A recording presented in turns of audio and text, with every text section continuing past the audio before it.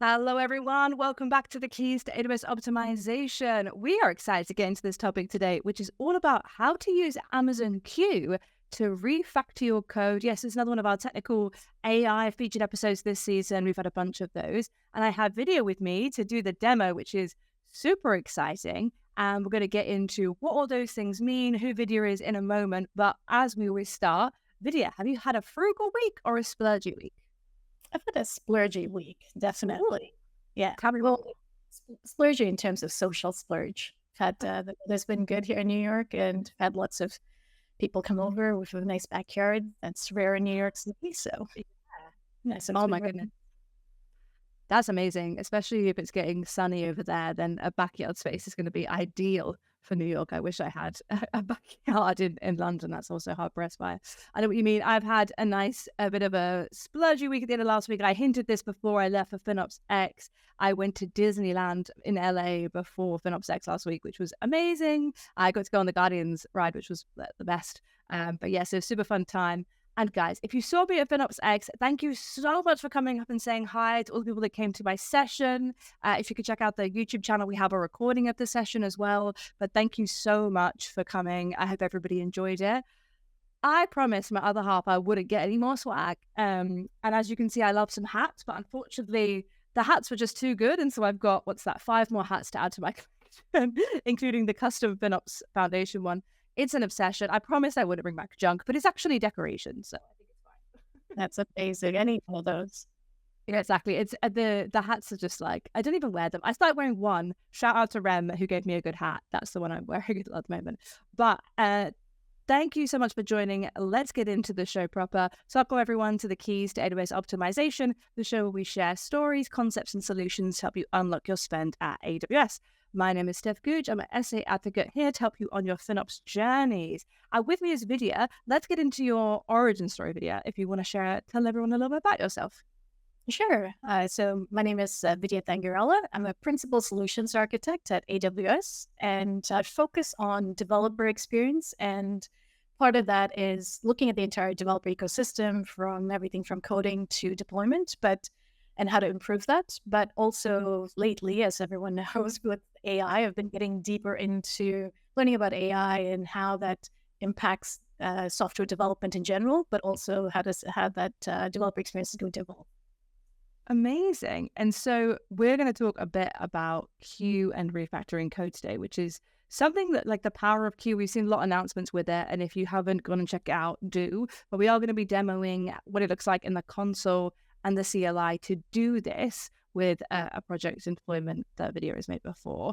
But let's talk about before we get into Q, actually, I think we need to explain as well to people like me what we mean by refactoring code. What is this? And we'll go into in a second why and what kind of things it evolve. But just at a high level, what is this kind of concept?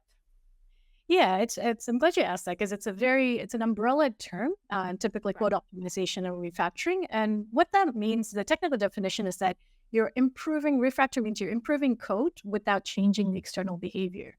So, and code migration is one of them. So that's a basic. It's by a really well-known author, Martin Fowler. He coined that definition, and it's generally what used as what refactoring means. And he's written a very excellent book on it as well. Oh, okay. Good plug. And so specifically today, we're going to be talking about Java to Rust, right? Yeah.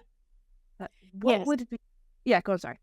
Oh, sorry. Yeah, I was going to just share. So within refactoring, you could have multiple areas. So typically, refactoring could include your upgrading to a newer version of your own programming language. Let's say an older version of Python and want to upgrade, so you could do that. You could also be modernizing frameworks. So let's say you had an older version of a Java framework and you wanted to upgrade that. So it's essentially you're not changing the functional behavior of the application or system itself, but you're optimizing or enhancing the non-functional requirements. And so migrating languages between, say, Java to Rust is a good example of refactoring, where you're taking this application and you're writing it in maybe a more performant language. Right. Okay. And Rust is a more performant language, I guess, from what you're saying. Yeah, so it's not so Rust. This is for the sake of this demo, I kept it from Java to Rust. It could be anything. So Rust, where Rust shines in, or some very specific examples would be if you needed very high performance systems, say like a gaming system or a financial trading system, or even a cloud infrastructure system, like our Cloudflare is written in Rust. So where you need microsecond latency, you can. So not all systems need it, but some systems do. So, and let's say you had a group of developers that built that maybe 5, 10 years ago and it's stable, but you wanted to now, the performance is degrading or you're adding new features and you're realizing that you need to move it to a more performant language. So that's just an example. Right, especially the things like legacy applications and things like that. That's the kind of situation, right? That makes sense. And it sounds like it's a large overhead to kind of do this, but I understand that it's probably a reason is that you want to move to that. But any other reasons why people might want to refactor their code? Yeah, so one could be performance. The other is general maintainability and security. So let's say if your application is using external dependencies that Yeah.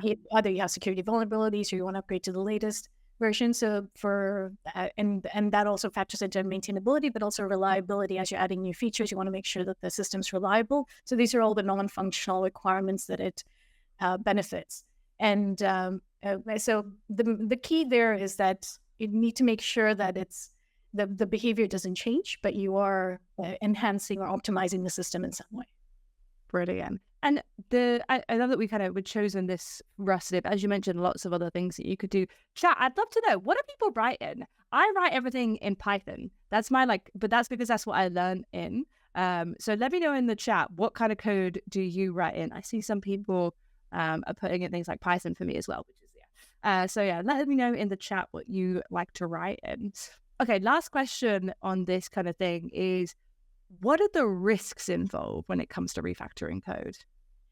Yeah, so the biggest risk is accidental behavioral change. So if you're rewriting a piece of it, if you're writing it even in the same language, so let's say you're creating from an older version of Python to new, and there's other dependencies and backward compatibility, so you might accidentally change the behavior.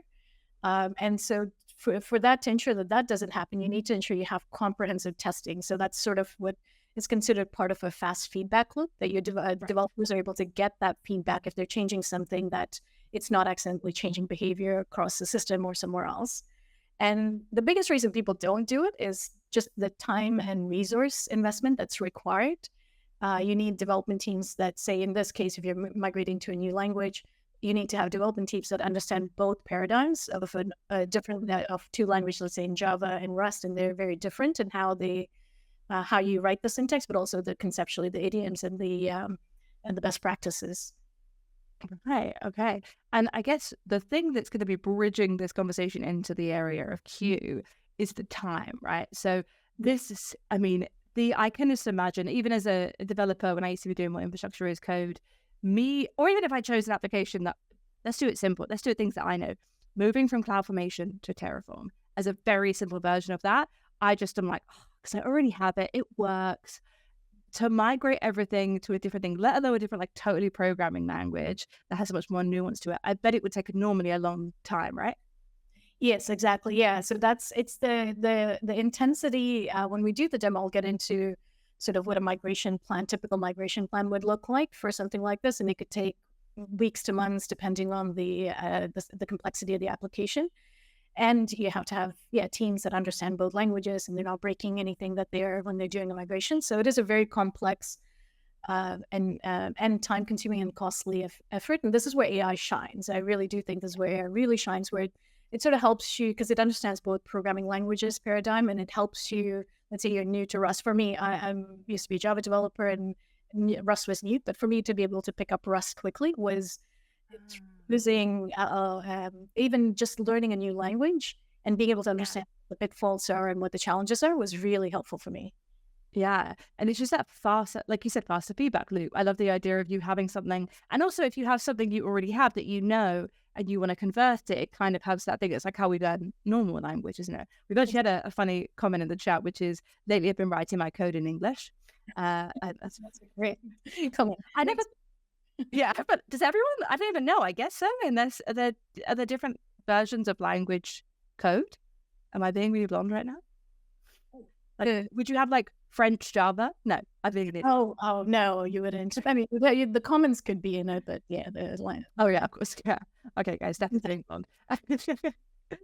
So moving on. It should be more inclusive. I agree. Yeah, we should maybe you could do that. That's what gets them curious. So let's talk a little bit about Q Developer. So for folks who haven't heard of Q Developer, then let's give them a brief summary from you, what it is and what it is generally.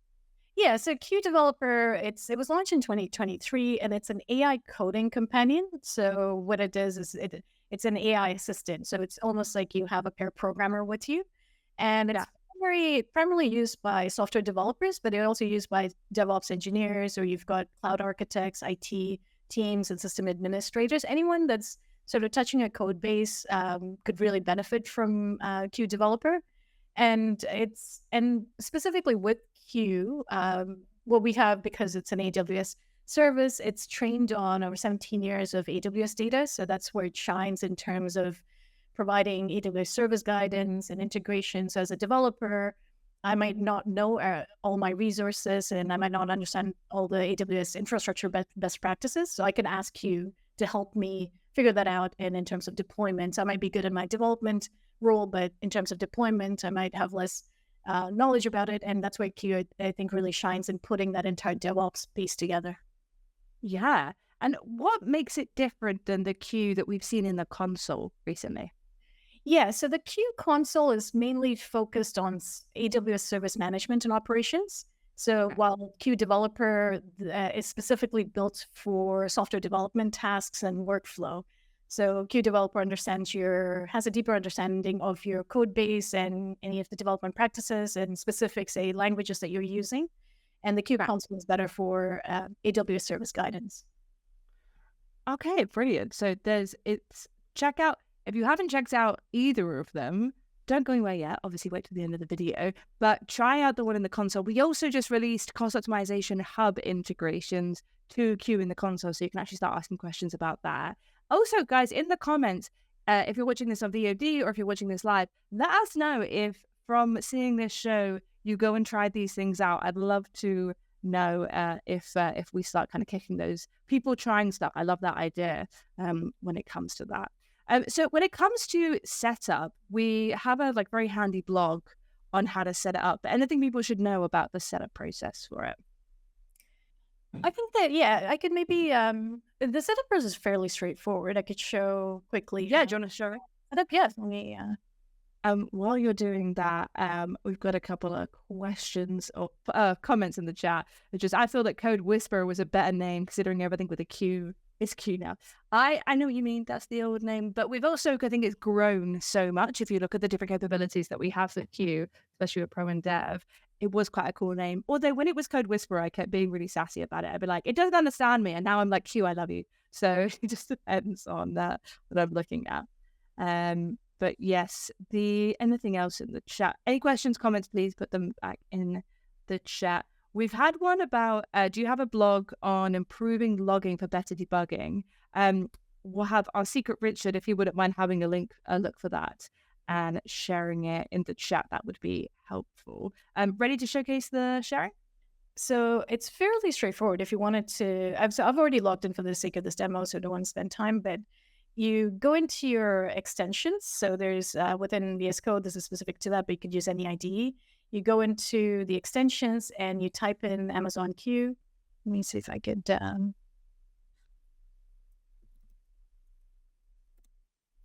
And you'll see Amazon Q here, and you can install that essentially. So I've already got that installed. And then once you install, you can log in through either your Builder ID or I've logged in through my the IAM Identity Center. And that's essentially it. And then it gives you a screenshot to just not screenshot, a screen to trust the extension. Yeah. And that essentially gives you Q. You've got Q installed once you authenticate yourself either through a Builder ID or IAM. The thing I would note about the Identity Center stuff is make sure you're connecting to the right account. There's a whole setup process for it. The blog I'll link also in the show notes of the video is very helpful for this. I'll stick it up on the screen as well. It's in the community hub, very long, but if you search for it for just Q setup, it is very handy. And pricing. Now, I just wanted to touch on pricing because I've had a few people ask me this. Two things to know. So it's a flat fee for pricing, depending on if you do pro or the dev one. Very similar to how we do quick site license pricing. The only thing to note is if you go over 4,000 lines of Java code, is that the one? Yes, I feel like in my head. Of what is it though? That it's not just writing Java. What's the thing? Oh shoot. Do you remember what the change is? Let me see. It's what's the Java thing? Oh, it's the compute, right? How much it's computing. It's not specifically the. Let's have a look. Explore pricing. I'll put the link in the chat. Here we go. Oh yeah. For Amazon Q developer, transformation capabilities for Java upgrades. Then over 4,000 lines of code, it's an extra 0.03 per line code submitted. So a specific use case.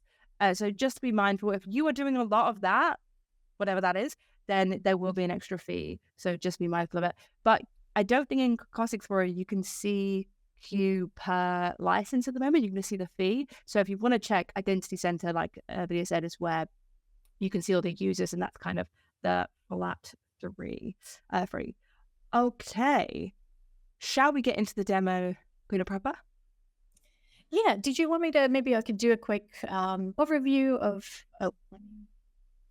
yes. And you could also try this along as you're going. You just listen to what I'm saying. So yeah, so you've got to, you'll see this icon. Once you have it installed, you see an icon on your left-hand side called Amazon Q. You can click on that.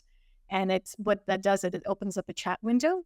And this is where you're able to talk to Amazon Q developer, which uses Bedrock, which runs on Bedrock, and it's got agents in it. So let me just quickly show you what you can do with this. So let's say I ask a question here. Let's say I want to know, I have a Java code base here that's open. I'll just open this up to show everyone what I've got a main. I've got some control over MVC. I'm going to ask it to explain to me what this project is about. Let's say I'm a new developer. I've been tasked to migrate Java to Rust. I need to first understand what Java is doing. Mm-hmm.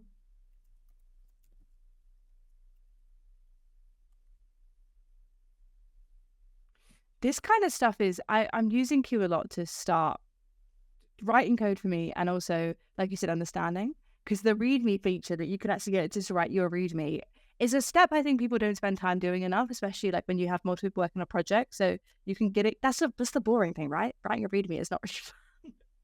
Yeah, exactly. Yeah. So the README is not fun. So this is part of what it does is, and I'll show you how we create that later, where it'll save months of time in terms of creating documentation for projects, and especially if it's a project you've inherited, and you need to know what it does, and you have to write READMEs and indications. So so it's what it's doing here.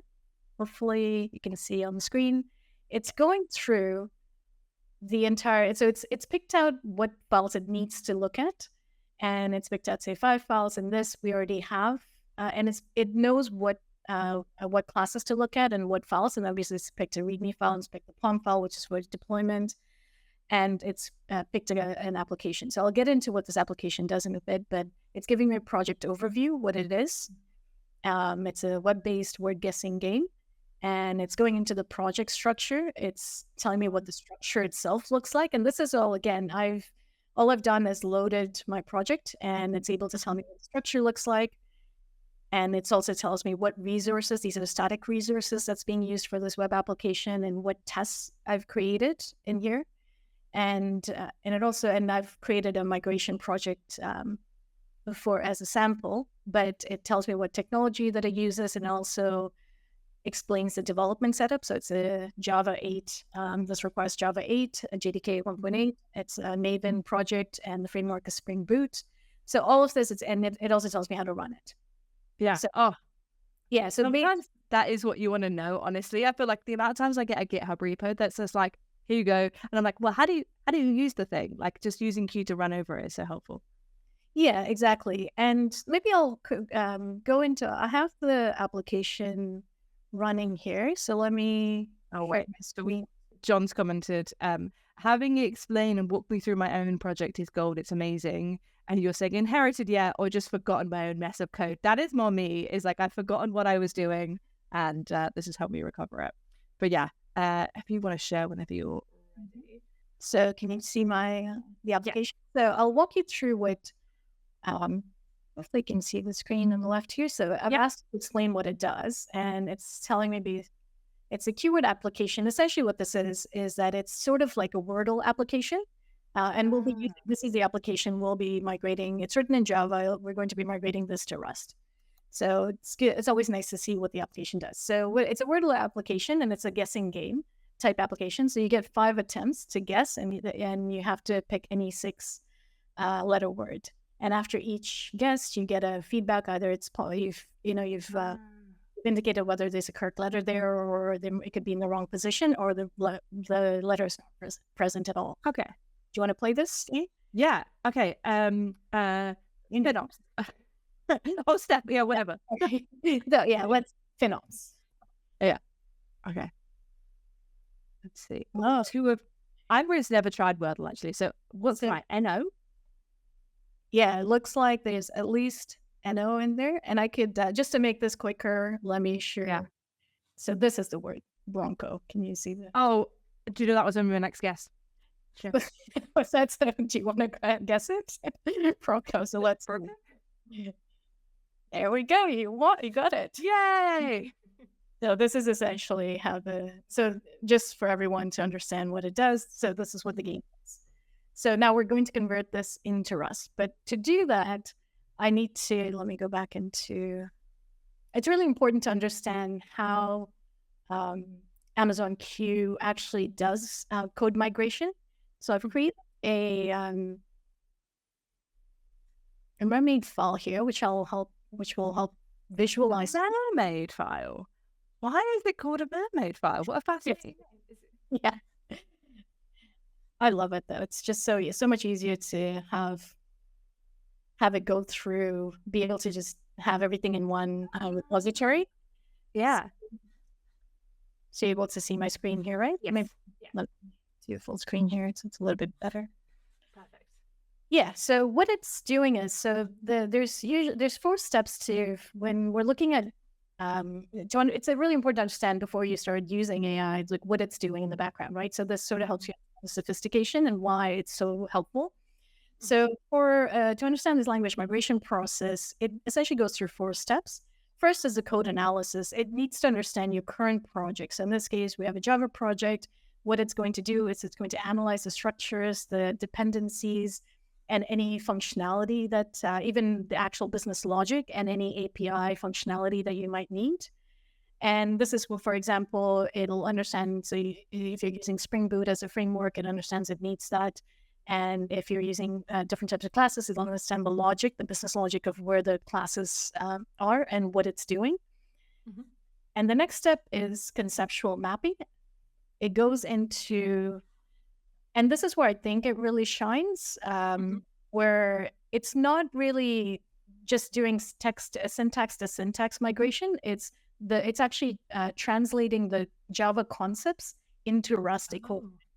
So it's translating, so Q is able to translate between programming paradigms. So this is why I mentioned earlier, if you're doing this manually, you would have to understand both languages, and you have to understand how both languages work, and not just the syntax, but the philosophy behind it, right? To be able to create create an application in a new language. So that's where it works really well. And then so in this case, I'll just give a simple example. In Java, we use something called classes. And in Rust, the equivalent of that is structs. So you will know to migrate that from classes to struct. And how, say, memory management is a really key factor, is what makes Rust more performative, say, compared to an equivalent Java application, is Java does something called garbage collection in terms of how it manages memory, and Rust has a model called ownership model, where it ends up becoming more performative. And I'll show you some benchmarks on what that looks like. So this is where Amazon Q is able to understand the 2 languages, understand how it works, not just from a syntax, but the entire paradigm. And it's able to translate that for us. Brilliant. Yeah. And then the next step is the fun step, which is what we think of, which is the code generation. And Yeah. so here it's including, it looks at the initial structure of the application, it creates the entire structure, and it also creates the code for it. But the key here, because we're refactoring, is maintaining the same functionality. Mhm. So it also understands what the business logic is and what the functionality is. So here, and it also looks at any APIs, and if we have tests, it will also migrate that for us. Brilliant. And the last step is the adaptation. And this is to make it, you don't just want to move from one language to another, you also want to make it production ready. And so there's best practices that it applies that's specific to Rust to make sure that it functions. So for example, it uses a Rust format compliance as a style guideline, and it already knows to use that when it's migrating and it's doing when it's going through the adaptation process.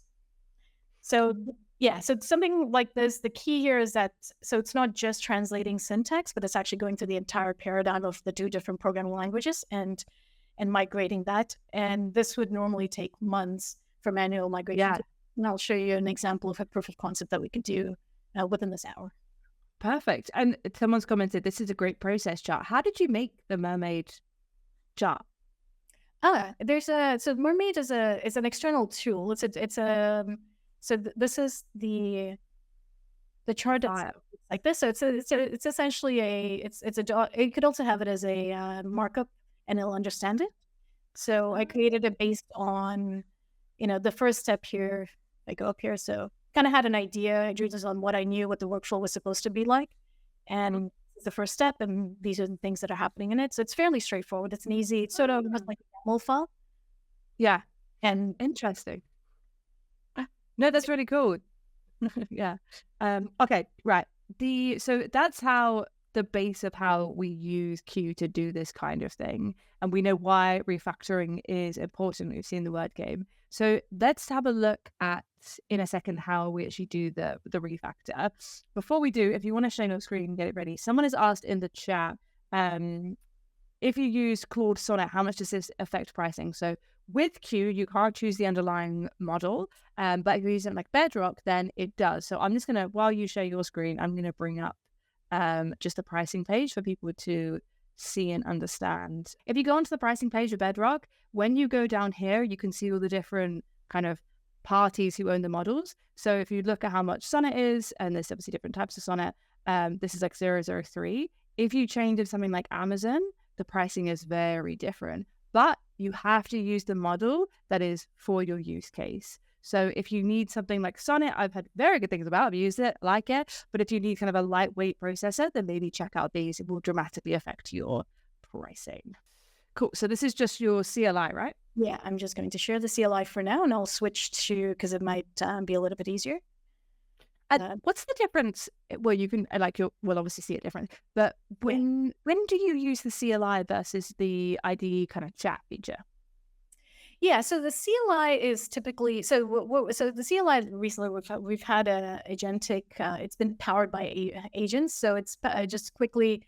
It's got Bedrock in the background, and it's using Claude 3.7 as default. You could also use 4. So what it's really good at, it streamlines the development process without needing to switch from your IDE to terminal. So a lot of power users and a lot of, if you're, say, for example, for me, I do a lot of coding in the IDE, but I have Docker and apt-get and all of that also installed in IDE, but I always switch to my CLI to create the workflows. So as the CLI does, the backend is Amazon Q developer. So it's able to read and write files locally. You can query AWS resources here. It writes code for you. It does everything that it does in the IDE. And it also helps with automatic debugging. It's very efficient in task completion, but it also does other things like, let's say, if I have to run tests, that's typically I'd have to go into my CLI to run additional tests. And I'm able to do that without having to switch to my IDE. So the way I look at it is IDE is good for coding if you're doing, but for everything else, including coding, I'm able to use the CLI because it has access to the underlying tools and commands that I need. Brilliant. Because I didn't even really know that there was a QCLI. So I feel like I've learned something new. Yes, yeah. So the way you log in is fairly straightforward. Well, you have to have Q installed, but so I'm already at my in my project. You type in just Q chat.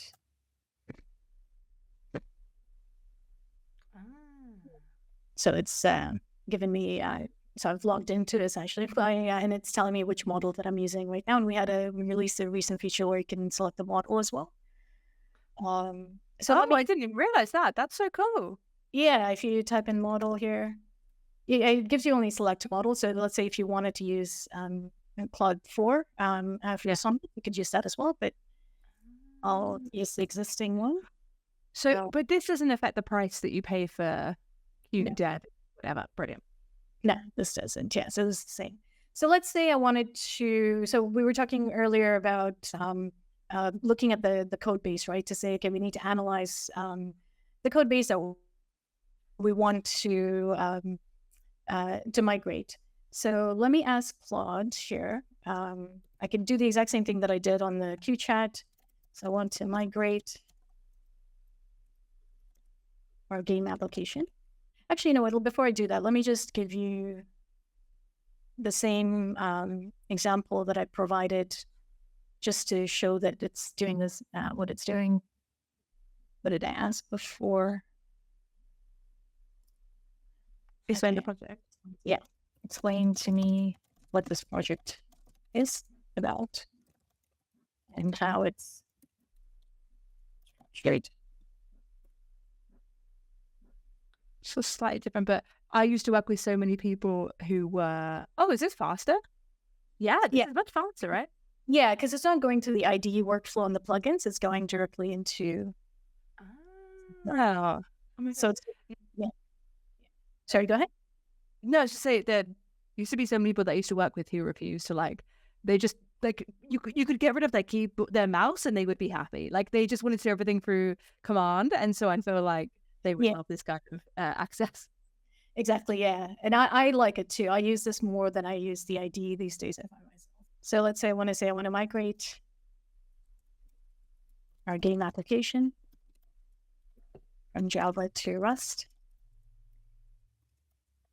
Can you help me understand the structure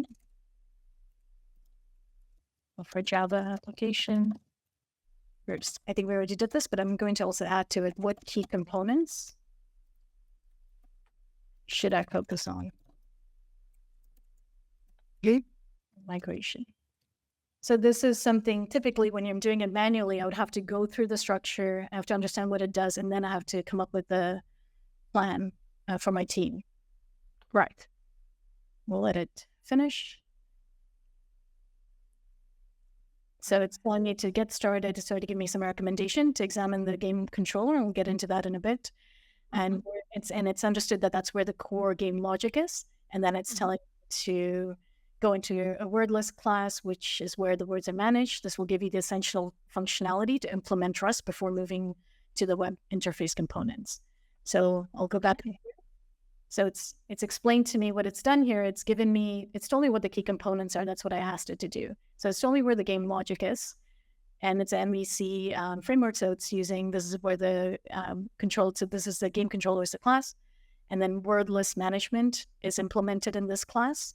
And this is what it also explains to me what it does. It's storing words for, for the random words that it's selecting. And then it has a web interface, and it has game rules, and here's the rules are implemented in this way.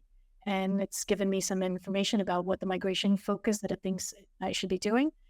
So it's saying move the core game logic first, and then the web framework selection. So it's giving me some examples of from Spring Boot for Rust, you have to be using either Rocket or Active Web. And it's giving me a bunch of different things. It's also explaining how the data structures could be migrated and the testing framework. So it's giving me an entire list of things within a couple of seconds on where I could get started. Yeah. So now let me create that into I need to create. So I like what I'm seeing here. Create a transform mission, say markup file, the documents, the migration of our keyword game. Most. I also wanted to ask, I'm going to ask it to the file should cover the conceptual mapping. Okay. And this is where the concepts, this was the second phase where I asked it, it would do the conceptual mapping between Java and Rust. any key architectural changes I need to make. And also want to know, because I'm new to Rust, I need to know what the potential challenges are. So I'm going to ask that. And this is really important when you're working with a new language to understand what the challenges are. And then I'll say, can you generate this? I don't want to read it here, so can you generate this document file for me? That's a good point. You don't just fit it. You want to get to have this. And especially, like you're saying, if this was happening in a real life scenario with a business, you need to have this stuff documented, right? You need to explain, especially if you have a production application, that this is the process we're going to do. This is why, these are the things to note, because maybe you don't want Q to do the whole thing. Maybe you just want to prepare for it. Or if you want to follow the journey Q does, I feel like I've caught myself recently just saying, hey, Q, fix this. And then suddenly I'm like, what has happened? And I do not understand my my process and what's happening. And I can see what where the trust factor with this comes into play for me is that it tells me exactly what it's looking at and what it's thinking and what it's doing as it's doing it, rather than just giving me the output. Yes. So it's giving me some information. So let's see. Did it create so would you like me to explain anything? So this document provides, let me see, this is my file in your project directory. So it's created this transformation file in the project. Oh yeah, I see it's open. Yeah. Yeah. And let's look at what it's doing. And I'm going to preview this so it's a little bit easier. So this is really great. So it's essentially created the migration documentation for me. And this would take me months to write or weeks to write. So it's created, and what it's doing here, I'll just go over this quickly. It's doing a conceptual mapping. This is what we talked about in the original diagram, the process that it does. Yeah, so this is where we're going into this. So it's doing the concept. So it's saying classes, the equivalent of classes in Java is Rust. It's in Rust is structs. And it explains things to me exactly what it's trying to do in terms of the different concepts. And it also looks at the frameworks of Spring Boot to ActiveX. And it gives me, say, for testing, it's saying with JUnit, I can use a built-in test framework. And it also helps me with, I asked for architectural framework in terms of, because our Java application uses an MVC style architecture. And it's saying for Rust, so from that, you could go into a Rust web framework with handlers and services. So I'm able to visualize what my architecture looks like here. And it's just really incredible, I think, in terms of being able to do that quickly. And what I love about this is that it also gives you some logic implementation with sample examples. So it gives you, so if you're thinking about how do I do this, it gives you, it's not just theoretically telling you what to do, it's also giving you some example of, okay, here's the approach that you could take.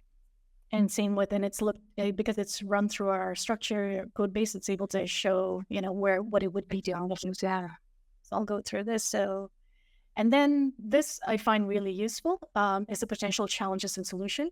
So, and this is key as I was learning about Rust, and Rust is new to me and I'm learning how to use it. So to be able to understand how memory management works, which is what makes it more performant, it's telling me what the challenge is, moving from garbage collected. So Java uses something called garbage collection, where I'll get into it later, but the concept here is more that Rust uses a very different model in how it does memory management. And this is where it's a difficult thing to learn, and it's harder for a developer to develop in, because Java is a lot easier to develop in for me personally. So, but it's able to tell me kind of what to look out for, similar to session management and what the testing strategy could be like. And then it's giving an implementation roadmap. And this is more, okay, here's how it's split it up into multiple phases to say, here's, you can change this, and then the technology stack recommendation that it's provided. But to me, yeah, I think this is great that I have a pretty good idea within a few minutes of us looking at this to understand what I'm supposed to be doing. So yeah, what I'm going to ask for it to do is, it's saved that file. I'm going to just now say, okay, can you create a transformation plan for me? So I understand it's sort of at a high level what needs to happen. So let's say,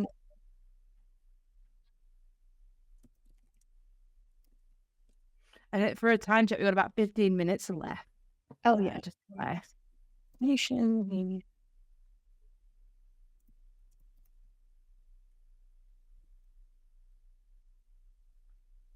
I just imagine a scenario where someone's gotten a new job and don't do this, guys, just FYI, but they've said on their CV, like, I know Rust. And then they get there and they're like, oh no, I only know this. And it's like, they could use something like Q to help understand it. Or if there's a new business mandate to kind of try new things, like the CloudFormation Terraform example, there I have. But I'm planning on doing maybe an episode next quarter about kind of using this to help optimize some other bits with Q, I think.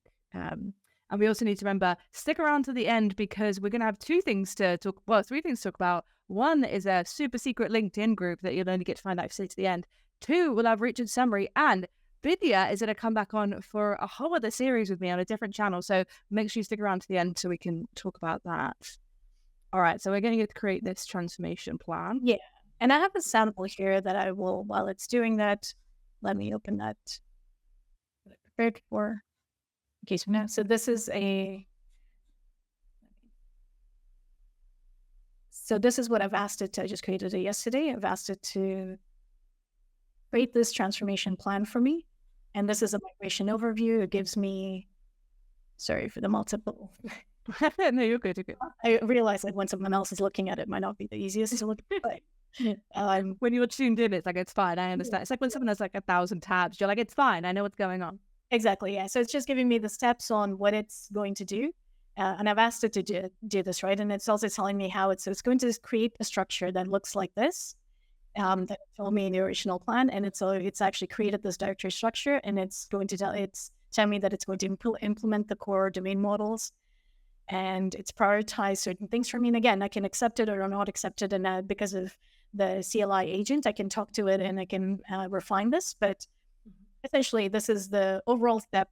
I know exactly what's going to happen when I ask it to continue with it. It's also giving me some unit tests of what it thinks I should be looking at, and some integration tests as well, and performance tests, and some risks.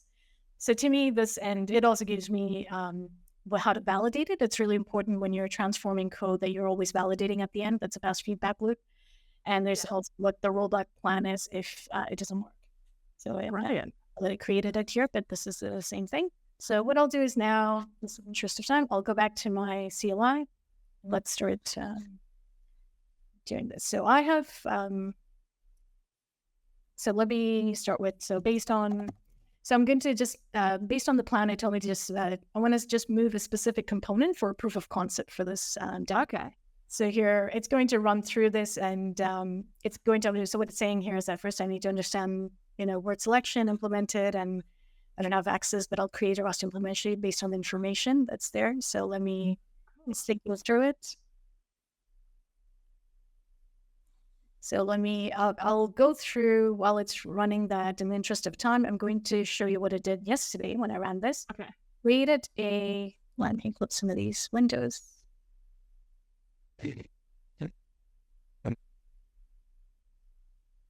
What it's done here, it's created a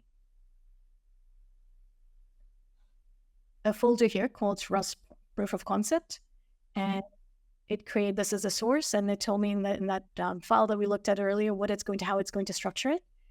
So it's created a source repository with a repository, and it's created a word list. This is the main class that we have. Oh yeah. It created the service that's required for it, and it's able to generate some tests. So if I go into the README, it's also created a README for me on what it does and how it creates it.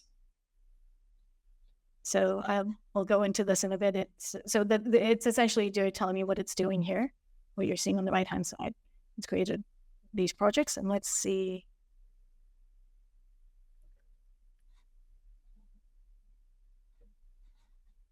Okay. Sorry, let me go in here. Yeah.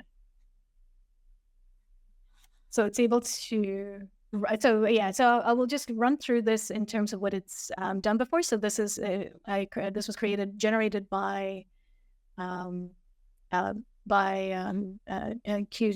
on the CLI in terms of this repository that it's able to create. And I'll show you a quick example of what it's done. So let me use a word list and how this optimizes code refactoring.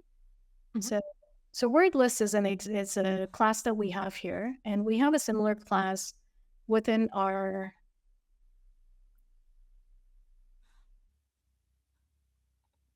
You took it in a... Okay. So this is the original class that you're seeing on the right-hand side. Yeah. And we talked about memory management, and that's one of the key areas where Rust shines. Mm. So what it's done here is, I'll give you an example. So it's created, this is the word list, and this is a class, and it's created this entire class automatically. It's generated that. And I think I said the class transforms into structs. And so it's able to create a struct, Rust struct equivalent for a Java class. And with memory management, let me see if I can find an example here. So one of the things that Rust does is it uses let me see if I can find a simple example here. It uses, so let's say in this example, it's using get last word. So the way Java works here, and why this helps with optimization, is that, so the way Java works is that it stores your the string. Let's say last word is a string. You've got something in there. It stores as in memory, and it allows, and Java's garbage collection decides when it's going to release that memory, and that word, that string, can be accessed from anywhere else within this class. And the way Rust works is it uses a self. So this particular type of it's a construct that it has, that where it knows exactly, it's got an ownership model. So this it automatically understands that this is a word that's being it's saving a current word. So in this case, last word, and it's able to create. It knows exactly, Rust knows exactly who owns this string and for how long, and the memory is freed as soon as the ownership goes out of scope. So it's not storing that. So that's just a very simple example of why Rust is a little bit more performative than Java. So there's no one-time garbage collection here. It's done at compile time, and it has better resource management, and it's better. It enforces better memory safety at the compiler. Yeah. So it eliminates sort of that garbage collection and memory errors that you could find in Java. It's not saying that it happens all the time, but it could have. So that's an example of what it's done for me without me having to implement it. I'm just going to just put it side by side. So just give you an example of how it's to create this function on its own, and also understand that the paradigm with Rust is different in terms of how it does memory management. Mm-hmm. That is so helpful to know. Like obviously everyone use always the best code platform for your application. A lot of what we talk about with optimization, I mean, the show is keystone-based optimization. It doesn't have to be a direct, like I've saved $1 or I've saved X amount of savings, but the more efficient your code is, the better it will run, the faster it will run, the less resources you need. It's a trickle-down effect from this kind of thing. So we've got about 5-ish more minutes before we need to wrap up. Anything else you want to showcase on the demo /? So in the demo, so I could run through this quickly, but essentially what I've also done is that I asked it to create recommended testing plan, and it created that for me before first it started with unit tests, and I'll go into it. You could see in the left-hand side, and then it also created integration tests. So the testing is really important, and the validation is important when you're doing any sort of migration like this. So this is a very simple example just to show you what it was able to do. So it was able to create, I won't go through all of this, but it was able to understand what tests I have within my Java application, and it was able to kind of replicate that. So one of the key parts of refactoring is that you're not changing functionality. So you're making sure that the functionality is same. You need to have comprehensive testing. So I was able to do that. I was able to create the equivalent of a POM file to understand what packages and dependencies I need here. So what I'll do is the key here is, we were saying, oh, this is going to be helpful, but how do I know whether or not, so I validated this already, and I'm not going to run through this because it'll take a bit of time, but what I wanted to do is also understand how do I know that it is actually performative, right? To show performance. Right. And you can ask, I could ask in the CLI to create a performance, but I've already done this with some benchmark. Yeah. Oh, it was able to create. Oh, you know what? Let me open up my the full application that it created that I ran. So this is the Java application this is the proof of concept, but I actually created a full application for it to run last week in preparation. So it was able to, and I ran the performance benchmarks, and I asked it to create a performance test for me. and it created Wow. benchmark, and it also explained to me what it was doing while I was doing it. And let me just quickly show you the summary of the analysis here. So it created this benchmark where it essentially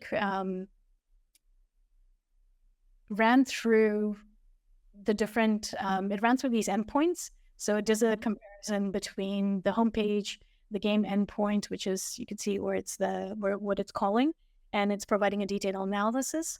So what it did was I can show you the performance. What it's doing is, let me see if I can, yeah. So this is what it's doing. It hits, it created 10 concurrent instances, and then it hit each application, both the Java and Rust application, 1,000 requests, and it came back with very specific examples of what it's done for the Java and for each of these endpoints and Rust, and the summary is what you're seeing here. And what I found was that it essentially was approximately Rust was 3 to 4 times. It was able to handle 3 to 4 times more traffic on the same hardware, obviously, because it's running on my machine, as you would expect. So you're able to see very quickly, run this application. I ran the test, I validated it, and just applied to, so it wasn't all easy. There were some issues with the tests it generated, so I had to fix it. So, but then when I did run it, it did come back with these test results saying how much Rust was able to handle in terms of requests. It's a very simple, benchmark compared to the Java requests. So, and I was able to eventually run the whole application. And this is the Rust application that I was playing with before. So let me. Oh, so it already sneaks it over. Yeah, and I'll show you and this was what we were playing with, our Java application. And so this is our Rust application. Brilliant. Thank you so much for taking through that. I encourage everyone to go and check out Q Developer, try it out, try and do it to refactor your code. Obviously, if you do try it out, you've got to let me know. So cost optimization at amazon.com or in the comments of the video. Would love to see what you're doing. Before we finish, of course, we have our secret Richard summary. Let's bring that up. So Q Developer optimizes your development life cycles. It's like having your own video working alongside you. Would love that. Map out your transformation plan. Q Dev shows how it's working while providing the output, which is very handy. And join the LinkedIn group. Yes, please. Let me throw that up right now. So we have made a LinkedIn group for our department. So Vidya and I work in the same department. So does Richard, so does Savannah. So we want to make sure that you guys see that. So join this LinkedIn group down there so that you can stay up to date with all of our amazing announcements. And the very last thing to say is Monday, the 21st of July, for the consecutive Mondays for 5 weeks to the 18th of August, Vidya and I are doing a live stream on the T&C channel, the Training and Certification channel. Go over there, subscribe now so that you can stay up to date with all of that announcements. Well, we're going to be focusing on Q Developer for those 5 weeks and showing all of the power it has. So go and check this out. Also, make sure that you subscribe on this channel to stay up to date with all the cool stuff. We are back next week with the last episode of the series where we have a train line coming on, a customer story. So make sure you remind yourself, put yourself in the diary to come back for that. Vidya, thank you so much for joining. This has been Keys to AWS Optimization. We'll see you next week. Bye. Thank you.